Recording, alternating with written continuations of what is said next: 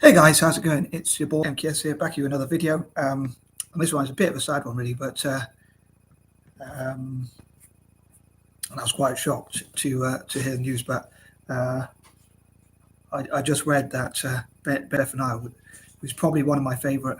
If not, well, I don't really read poetry, but just because he's he was a fellow dyslexic. And he had similar principles, I think, to me. Although I know he was a bit of a polarizing character, if you like. I don't know if I agree with everything he said or did. There's one show where they're talking about British values or something like that, and someone was saying about the monarchy, and he said, "I'd like to do away with the Queen," and someone called him sunshine, and he took offense to it. And I thought he was a bit, possibly a bit overly sensitive. But then again, that guy was probably quite rude as well. So saying he's not British or whatever just because he doesn't support monarchy. But overall, I agreed, and I'm sure there are lots of people who hated him for various reasons or disagree with him or whatever, and that kind of thing. So just getting the negatives out of the way. But anyway, sorry, try and get to the point. I haven't really planned this that well, as you can probably tell, but as ever. But I do like to go unscripted if I can, kind of. But I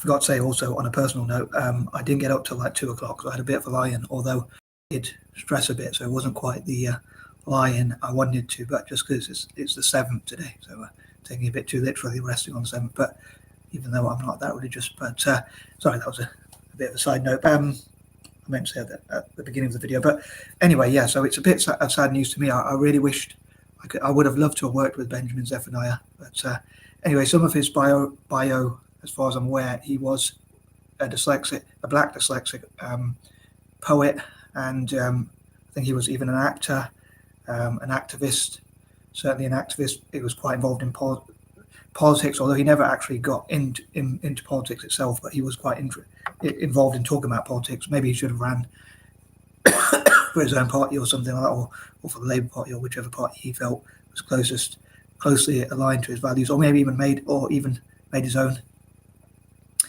pro-Republican party or something, pro-Republic party. But yeah, he was expelled from school at about 15, and unfortunately he turned to burglary, which I think many dyslexics kind of, due to low self-esteem, turn to that sort of thing. But thankfully he turned his life around and got into poetry, and even became an actor and did all these great things. He sold books all over the world, and I think he admitted that he even struggled, probably till the day he died, to even do his alphabet or remember things like that. So he struggled with reading, but he said it's funny that he was a writer, but he struggled with reading, and so I think he was quite an inspiration. I would have loved to have worked with him, and I think it would have been quite fitting, as he was a black dyslexic, to help. If I could have worked with him to help me with the project of helping dyslexics in Africa, I thought that would have been quite fitting, especially including the Rare Gem School in Kenya, or the DOK, Dyslexia Organisation of Kenya. If he has like a sort of organizational legacy, I'd love to work with that to carry on his legacy and help those with dyslexia across Africa, really, not just Kenya, but even Nigeria, Cameroon, South Africa, and the rest of Africa, or support black people with dyslexia around the world. I think that would be pretty cool. But yeah, so as I say, he started off, he got expelled from school, he turned to burglary, he hung around with the wrong crowd, and that kind of thing, and nearly got himself in. Well, he got arrested. He spent some time in prison, in juvie, and in prison, if I'm not mistaken, and a lot of things could have gone really wrong, and I suppose they did, kind of, but they could have got a lot worse. But luckily, he avoided that life, because I suppose it's quite a dangerous life, being involved in gangs and stuff like that. And I think he was a very good role model, I think, for dyslexics who know about his story, and hopefully in the future his legacy could be about being inspirational for dyslexics. But anyway, I hope he R.I.P. I hope he rests in peace. And I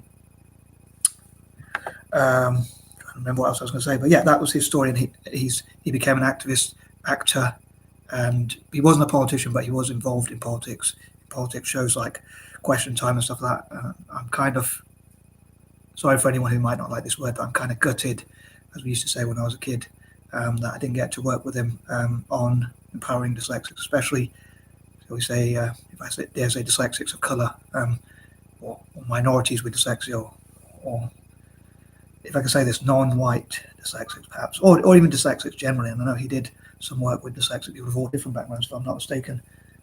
Just before I made this video, my kittens kind of cheered me up because I always find them quite funny, and they were like climbing up a clothes rack, and they use it as like a climbing frame. Or one of them was, and one of them was just looking at me as I was standing near the door. So that kind of made me laugh before I made the video. But it is quite kind of sad news at the same time. I don't know why I said that story. I was going to say in the intro, but or at the beginning of the video. But yeah, so I'm just trying to think if I missed anything.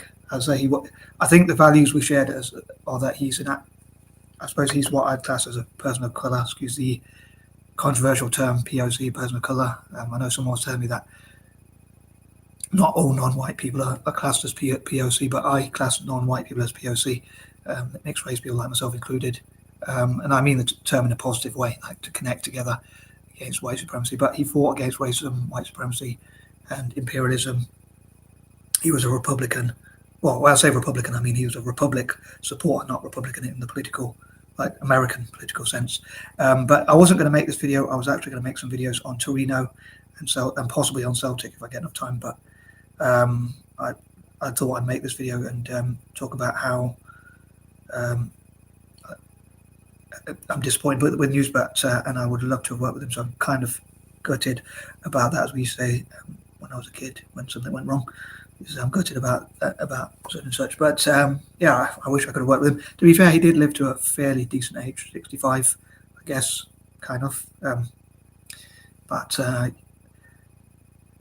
yeah, I hope it was a video that people found interesting, although it's a bit kind of sad. But hopefully it's a positive memory of Benjamin Zephaniah, and hopefully he can inspire dyslexics in the future, even after his death. And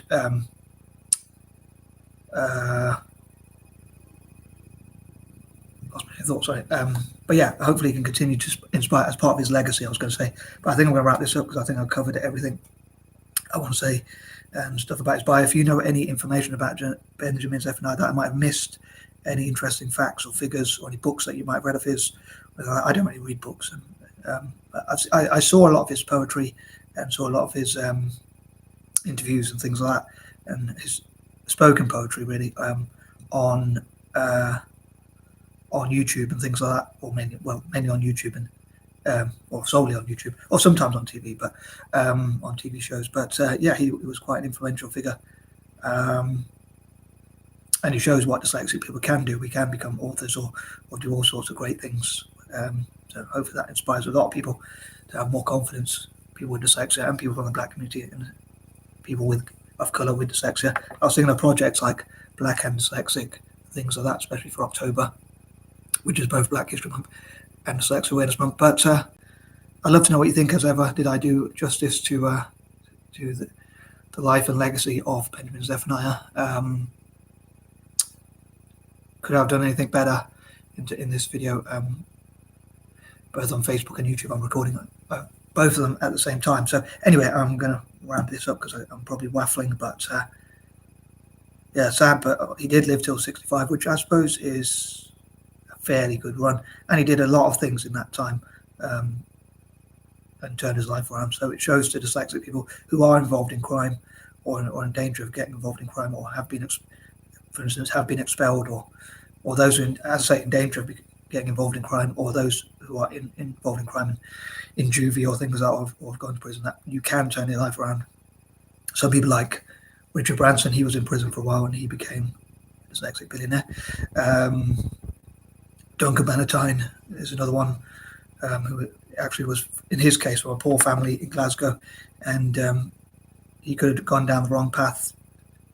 He didn't have a bank account till he was like 29 or 30, I think he said, but he managed to do well and become a dyslexic millionaire. So, and that kind of thing. And there's lots of different examples like that, people who turn their life around, maybe were unemployed or even involved in crime, criminality and stuff like that, even in debt and that kind of thing. So I'd love to hear and read about inspiring stories from neurodiverse people generally, especially those with dyslexia, in the comments as well, on that note. And I'm sure there's something I missed, but I'm going to wrap this up because it has gone on for a long enough time. So anyway, peace and love. I am out.